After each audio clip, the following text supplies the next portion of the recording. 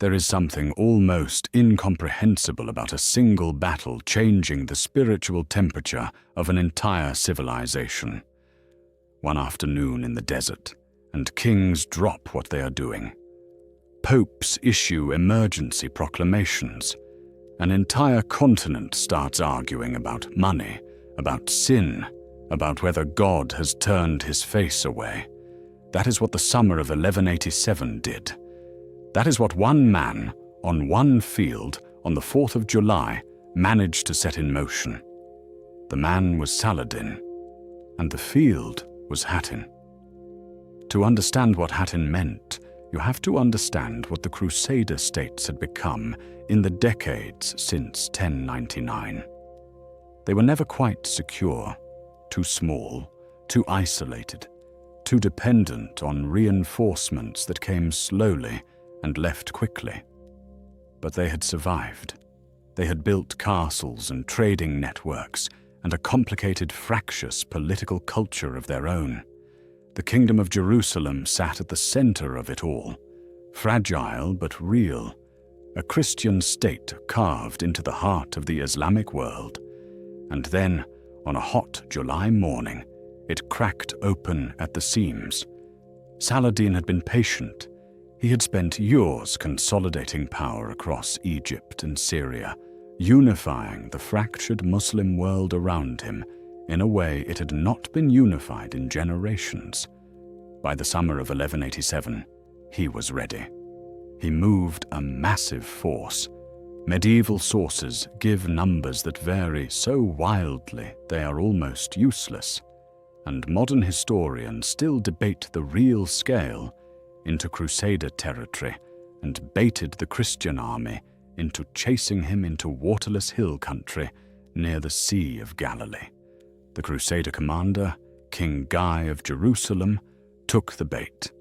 He led his army across open ground in the July heat, cutting them off from water, exhausted and disoriented, toward a pair of extinct volcanic hills called the Horns of Hattin. What followed was not really a battle, it was a destruction. Saladin's forces surrounded the Crusaders, lit fires in the scrub grass to push smoke into their faces, and cut them apart in detail. The true cross, the relic the army carried into every major engagement, their most sacred object, was captured. The king himself was taken prisoner. The military orders, the knights of the hospital, and the temple, who formed the backbone of Crusader military strength, were slaughtered almost to a man. In a single afternoon, the Kingdom of Jerusalem had no army left to speak of. Jerusalem itself held out for roughly 3 months. Without soldiers, without hope of relief, the city's defenders negotiated. On the 2nd of October, 1187, Saladin rode through the gates of Jerusalem. He did not massacre the population. His entry was, by the standards of the age, notably restrained, a deliberate echo of the Prophet's entry into Mecca, and a pointed contrast to what the First Crusade had done in 1099. But the city was lost. The Church of the Holy Sepulchre passed from Christian hands. 88 years of Crusader Jerusalem ended in an afternoon's paperwork and a change of flags. The shock that rolled westward across Latin Christendom is hard to overstate. Jerusalem was not just a city. It was the axis around which medieval Christian geography and theology turned. Its loss was not a political setback. It was, to the people who heard the news in cathedral cities and rural villages alike, something close to a theological catastrophe.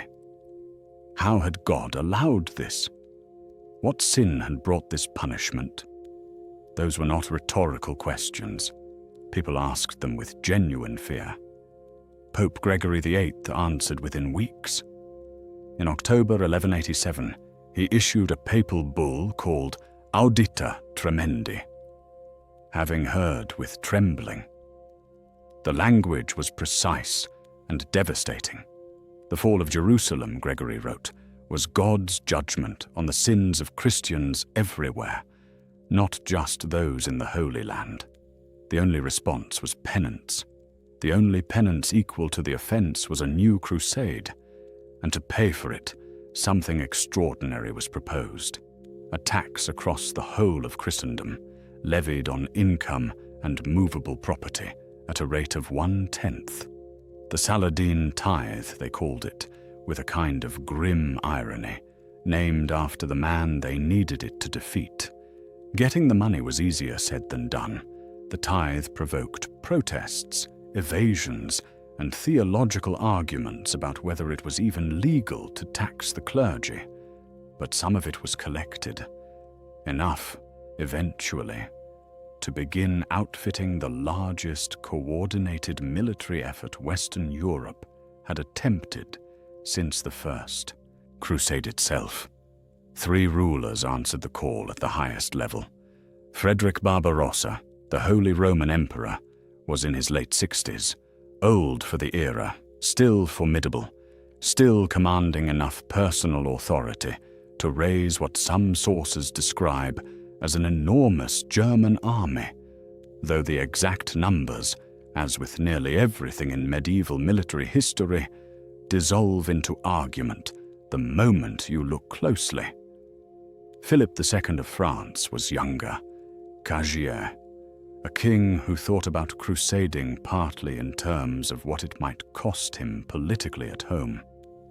And then there was Richard I of England, 29 years old when Jerusalem fell, a man who had been fighting since his teenage years, and who had, by all available evidence, been waiting his entire adult life for exactly this kind of war.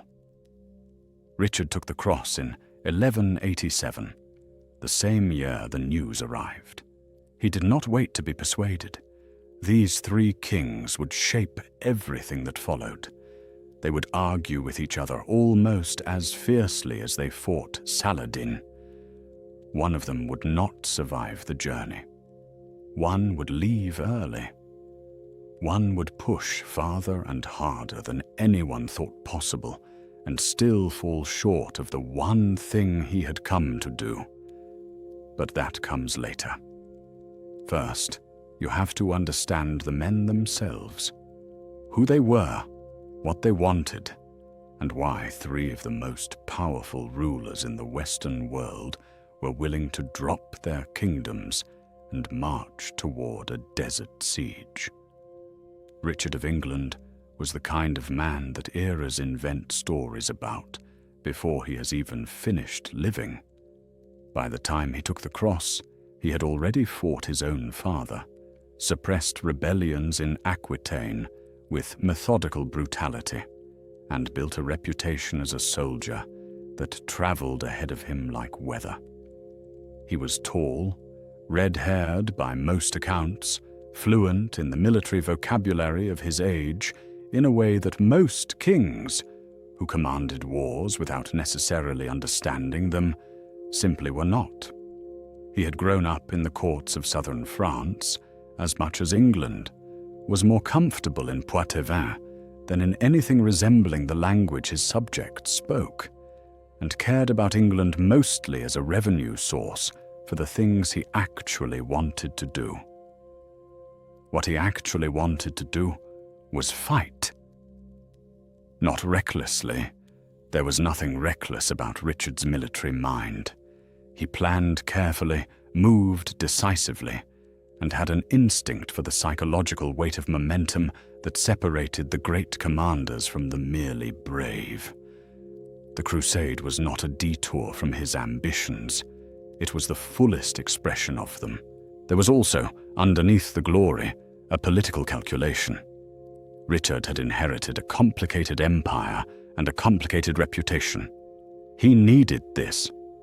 A crusading king who retook Jerusalem would return home untouchable. The war was holy. It was also, in that characteristically medieval way, deeply personal.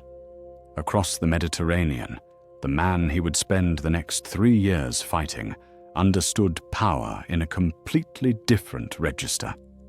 Saladin, Salah ad-Din Yusuf ibn Ayyub, to give him his full name, was a Kurdish-born soldier who had risen through the court of Nur ad-Din to become the ruler of Egypt, and then, piece by careful piece, the unifier of Muslim Syria, Mesopotamia, and beyond. His capture of Jerusalem in 1187 was not an accident of timing. It was the culmination of a decade of patient, deliberate consolidation, neutralizing rivals, building coalitions, waiting for the moment when the fractured Crusader states could be broken in a single decisive blow. He was not simply a general. He was a statesman who understood that military victory without political cohesion meant nothing. He held the Islamic world together through a combination of genuine religious conviction, extraordinary personal generosity, and the kind of authority that comes from being simply better at this than anyone else around him. Between these two was Philip II of France. Philip was not a lesser figure by the standards of the age. He was building what would become one of the most powerful monarchies in European history, and he knew it. But the Crusade sat awkwardly in his plans. He and Richard were nominal allies and actual rivals. Two kings whose territories overlapped and whose interests collided in ways that peace treaties never quite resolved. Philip came because not coming would have been politically impossible. He stayed longer than he wanted to, and he watched Richard receive the credit that Philip believed, with some justice, ought to be shared more evenly. Their partnership was real when it needed to be. It was never warm. It was the kind of alliance that holds just long enough and no longer. And then there was Frederick Barbarossa, the Holy Roman Emperor, who never arrived at all. Frederick set out overland in May 1189 at the head of what was, by any reasonable estimate, the largest single force assembled for the Third Crusade. He was 67 years old, a living monument to an earlier age of Christian kingship, and the sheer weight of his name had drawn enormous numbers of German lords and soldiers to his banner. The overland route through Anatolia was brutal. The Seljuks harassed his army, supplies ran short, and the Byzantine emperor proved an unreliable host.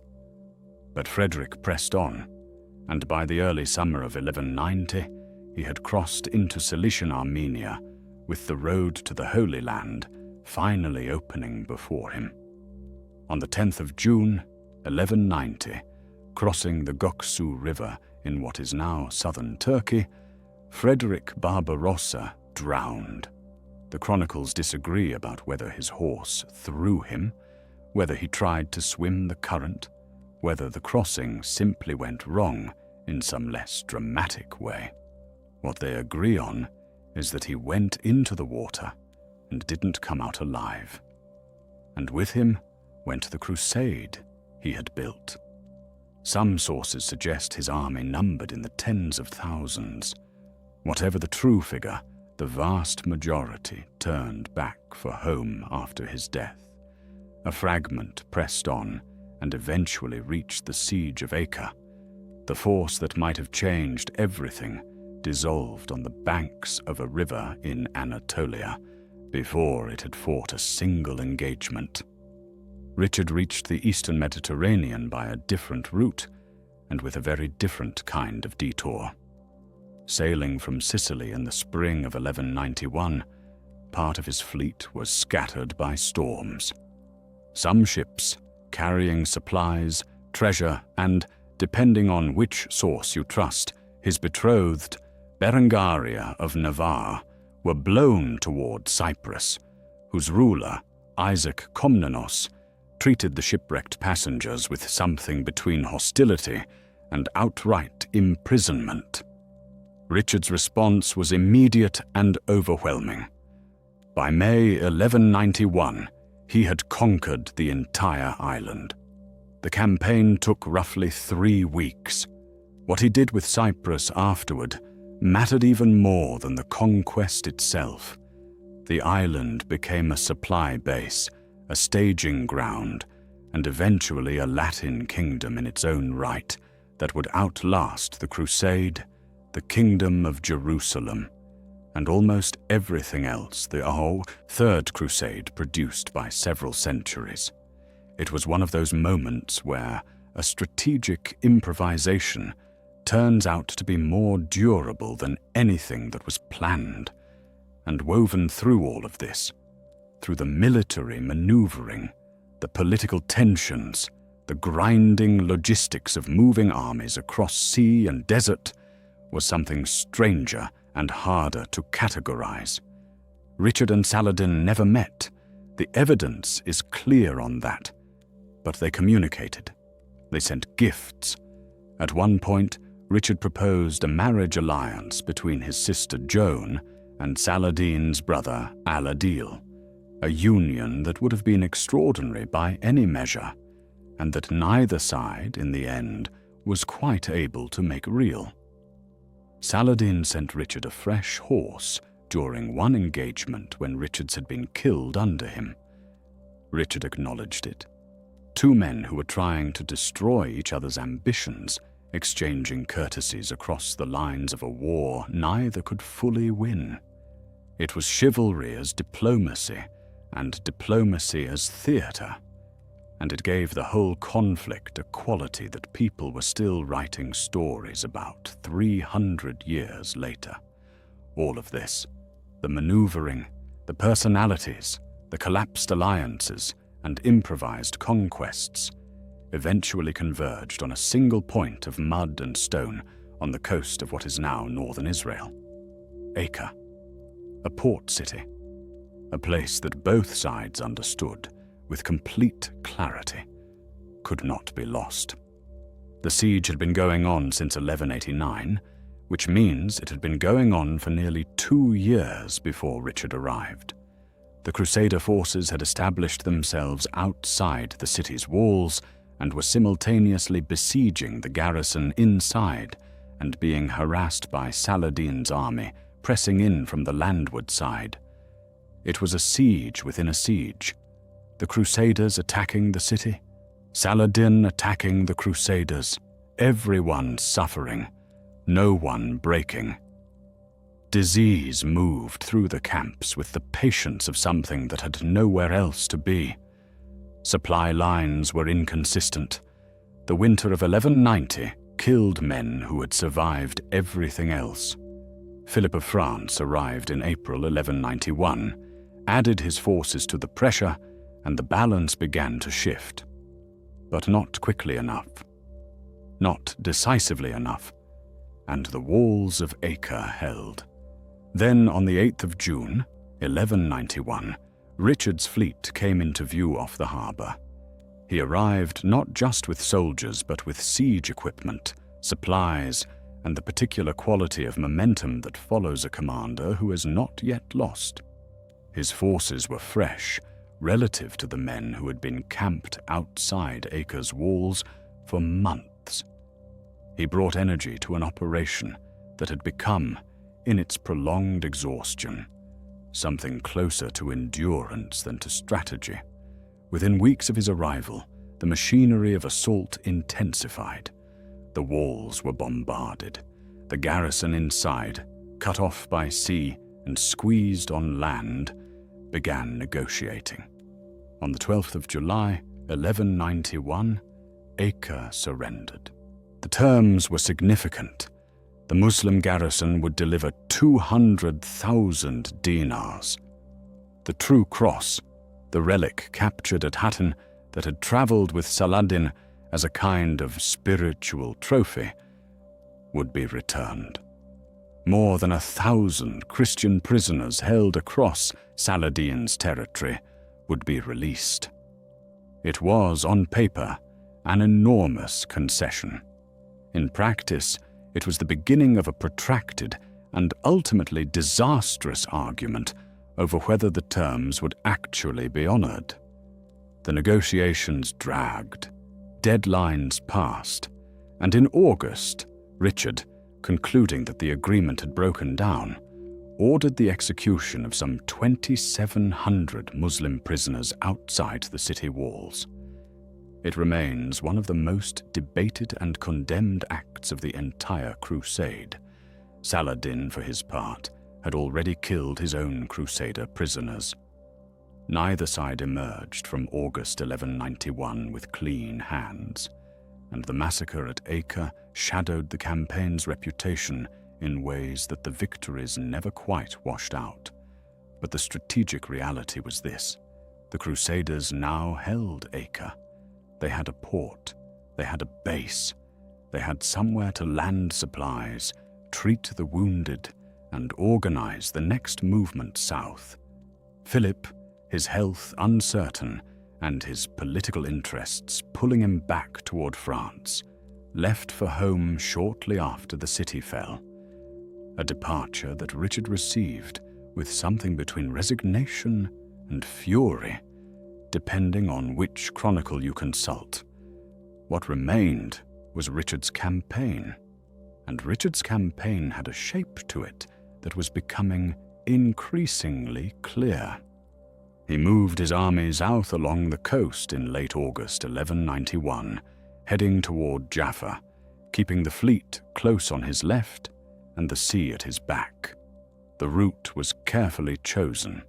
The coastal road meant that supply ships could keep pace with the march, reducing the logistical nightmare that had undone so many medieval armies operating in the heat of the eastern Mediterranean summer. It also meant Saladin could not entirely surround him, but Saladin could harass him, and harass him he did. Probing attacks, volleys of arrows, attempts to peel off the rear guard, constant pressure designed to break the column's discipline and create the kind of confusion in which heavy cavalry loses its advantage. Richard's answer was a kind of organized suffering. He kept his infantry on the outer edge of the march, close packed, shields forming a continuous barrier against the arrows, absorbing punishment without breaking formation. The cavalry rode inside, protected, waiting. The orders were explicit: hold the line, do not charge, do not let the provocation become a rout. For days the army moved south under that sustained harassment, and for days it held. On the 7th of September, 1191, near the ancient town of Arsuf, Saladin's forces pressed their hardest. The pressure on the rear guard had become fierce enough that parts of the line began to fracture without authorization. The Hospitaller Knights, pushed past the threshold of what discipline can contain, broke and charged. The moment could have become a catastrophe. Instead, Richard read it, reacted instantly, and committed the cavalry in a coordinated wave that turned an unauthorized break into something that functioned like a controlled assault. The Muslim forces, caught between the charging knights and the steady pressure they had been applying, broke and fell back. The battle lasted through the afternoon, and when it was done, the road to Jaffa was open. Casualty figures depend heavily on which source you consult, and the chronicles of both sides had reasons to dramatize. Muslim losses are commonly described as heavy. Some accounts put them at roughly 7,000, while Crusader losses appear to have been relatively light by comparison. The proportions seem plausible, given the tactical dynamics of the engagement, but the exact numbers are impossible to verify with any confidence. What is not in dispute is the battle's practical meaning. Arsuf demonstrated that Saladin's mobile cavalry could not break a disciplined Crusader column, and that Richard's army could fight and move simultaneously. It was a statement of capability, and both sides understood it. Jaffa fell to the Crusaders shortly after, giving them the second major coastal city of the campaign. But Saladin had not finished with it. In July of 1192, while Richard was occupied elsewhere, and the crusade had settled into the exhausting back and forth of negotiation and skirmishing, Saladin moved on Jaffa with force enough to retake it. The garrison inside sent desperate messages. Richard, receiving word of the attack while at sea, turned his fleet south and arrived off Jaffa to find the situation in crisis, the city largely taken, his men holding out in the citadel, the Muslim forces in control of most of the streets.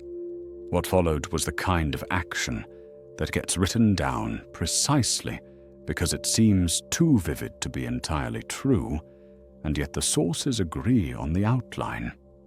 Richard came ashore with around 80 knights and a large body of crossbowmen. The numbers most often cited run up to 2,000, though again, precision eludes us, and drove the Muslim forces from the city. His crossbowmen anchored the line, delivering disciplined volleys while the small cavalry force maneuvered in support. The city was retaken. A subsequent counterattack by Saladin's forces was repulsed, and somewhere in the chaos of those days at Jaffa, a horse was killed beneath Richard in the fighting. Saladin's brother, Al-Adil, the same man Richard had once proposed as a potential husband for his sister Joan, sent forward a fresh mount. Richard accepted it. The gesture crossed the lines of a war that had been running for nearly 3 years, and it contained, in miniature, everything strange and complicated about what these two sides had become to each other. Enemies who understood each other. Opponents who, in some register beneath the violence, observed the forms of a shared code neither had written and neither could quite abandon. After Jaffa, the pattern of the crusade changed. For almost 3 years, the story had been told in sieges and set-piece battles, in columns on the move, and fleets pulling into harbor. Now it began to be told in messengers on fast horses, in tents where interpreters worked late into the night, and in councils where the loudest voices were not always the wisest. Richard had what no Crusader commander before him had ever possessed in quite the same way: control of the coast. From Tyre down through Acre and Caesarea to Jaffa, a string of ports now flew the crosses of the Latin kingdom. Supply ships could move with relative safety. Reinforcements, when they came, had somewhere to land. The shattered kingdom of Jerusalem had been pulled back from the edge of non-existence and given, if not security, at least a defensible skeleton. What Richard did not have was the thing everyone had imagined when the crusade was first preached: Jerusalem. Twice his army moved inland toward the holy city. Twice it stopped. The first advance, in late 1191, pushed as far as Beit Nuba, roughly a day's march from Jerusalem's walls. Chroniclers report that the weather had turned, that rain and cold turned the roads to mud, that men were sick and horses thin. They also report something harder to quantify: fear. Not fear of fighting. The army had just proved at Arsuf and Jaffa what it could do, but fear of what came after. Richard understood what it meant to lay siege to a city like Jerusalem without absolute advantage. Take the city, and you still had to hold it. That meant garrisoning its walls, keeping the roads open, feeding everyone behind those walls in a land where Saladin could cut the supply lines whenever he chose. The Frankish barons of the east, who knew the terrain and the way Saladin's armies moved, warned him constantly.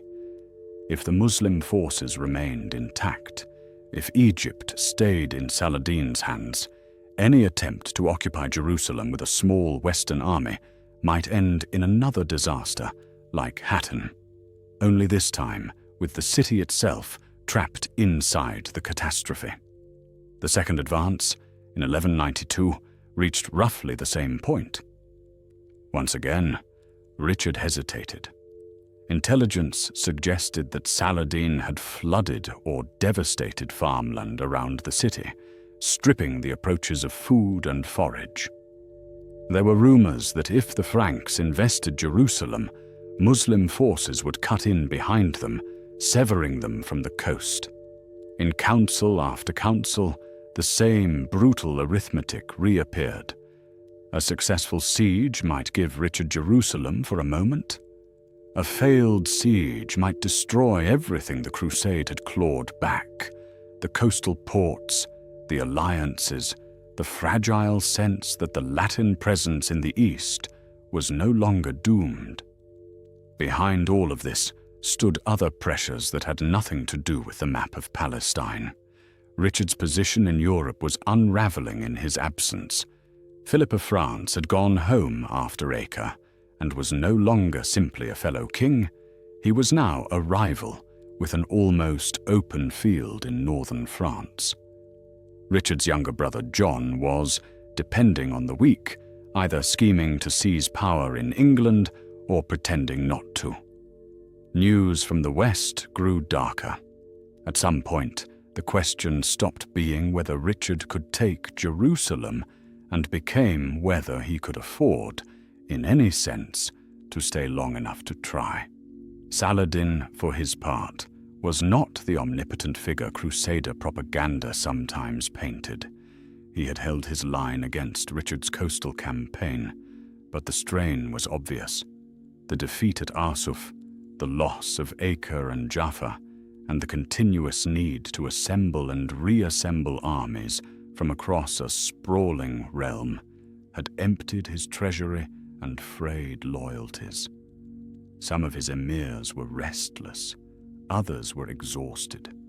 In the winter of 1191–92, there were reports of desertions, of contingents slipping away to guard their own territories rather than answer yet another call to assemble. Both men, in other words, were strong enough to keep fighting and too weak to force a final decision. Out of that stalemate came negotiation. The image that later romance would prefer, two kings meeting face to face in some tent between the lines, does not survive contact with the sources. Richard and Saladin never actually met. They spoke through envoys, through Saladin's brother Al-Adil, through interpreters who carried not just words, but tone and posture and the delicate question of who exactly was asking for what. The proposals were sometimes audacious, sometimes almost desperate. At one point, Richard floated the idea of a dynastic marriage. His sister Joan to Al-Adil, Jerusalem given to them jointly as a kind of shared Christian-Muslim realm. It sounds fantastical now, and it sounded fantastical to most of the people who heard it then. The idea never left the realm of discussion, but its very existence says something about the situation. Both sides were looking for structures that might allow them to end the war without either man having to admit defeat. Meanwhile, the front lines never entirely fell quiet. Raids, skirmishes, and small-scale sieges continued as the diplomats talked. Each success or failure colored the mood of the negotiations. When Saladin nearly took Jaffa in 1192, it gave him leverage until Richard's sudden counterattack by sea flipped the situation again. That pattern, argument punctuated by violence, carried through the summer. By late August 1192, it was clear that neither Richard nor Saladin could simply will the other off the map. Both were ill at different points. Both were aware that their own supporters, at home and in the field, were growing impatient. And so the talk narrowed toward something practical. A truce, not a grand settlement of the theological and political claims that had brought them here, but a breathing space. On the 2nd of September, 1192, they concluded what we now call the Treaty of Jaffa. The terms were not romantic. They were, in their way, blunt and specific. The Crusaders would retain a narrow strip of coastline running roughly from Tyre in the north, down through Acre and Caesarea, to Jaffa in the south. Within that belt, the remnants of the Kingdom of Jerusalem could function, trade, and, crucially, receive ships from the west. Inland, the map remained largely under Muslim control. Ascalon, a fortified city between Jaffa and the Egyptian border, became a focal point of the talks. It had changed hands more than once and guarded the approaches between Palestine and Egypt. Under the treaty, its fortifications were to be demolished. The city itself remained in Muslim hands, but stripped of the towering walls that had made it such a dangerous spear point. For Saladin, that removed a threat to Egypt. For Richard, it was a concession he could accept in exchange for securing the coast. Most strikingly, the treaty provided something that had been absent since 1187, relatively safe access to Jerusalem for unarmed Christian pilgrims. They would travel under Muslim rule, pay Muslim taxes, and walk streets governed by cordis and garrisons loyal to Saladin. But they would walk them. Latin clergy could return to some of the holy places. The shrines of a city lost in battle became, for a time, accessible again through law. This was not the liberation that had been preached in the churches of Europe. Jerusalem remained, unmistakably, under Muslim rule. No Crusader garrison watched from its walls. No Western king processed barefoot to the Church of the Holy Sepulchre in a gesture of triumph. On maps of Latin Christendom, the city that had once been shaded as a kingdom's capital was now, at best, a tolerated destination. And yet the peace line that ran from Tyre to Jaffa mattered. It allowed the coastal cities to recover, to trade, to become again the kind of places where merchants, pilgrims, and soldiers might all pass through the same harbor for different reasons. For roughly a century, in one form or another, that narrow Christian-held strip remained a feature of the Eastern Mediterranean, expanded and contracted by later wars, but never entirely erased until long after Richard and Saladin were dead. Beyond that coast, another legacy had already taken shape a year earlier and lay out of reach of Saladin's armies entirely: Cyprus. Richard had seized the island in 1191 almost as an improvised solution to an immediate problem: a hostile ruler threatening his fleet and his new wife. He then sold it to the Templars, who in turn passed it to Guy of Lusignan and the line of Latin lords who would follow him. Out of those transactions emerged a new kind of Crusader kingdom, one not perched precariously on an exposed coastline, but sitting in the middle of the sea, close enough to supply the mainland, far enough to survive when the mainland did not. For centuries after the last Latin strongholds on the Syrian and Palestinian coast had fallen, Cyprus remained under Latin Christian rule. It became a staging ground, a refuge, and eventually a memory of what the crusading presence in the Levant had once been. In a campaign that failed to retake Jerusalem, this island outpost may have been Richard's most durable achievement. Measured against the soaring promises that had launched it, the Third Crusade can feel unfinished.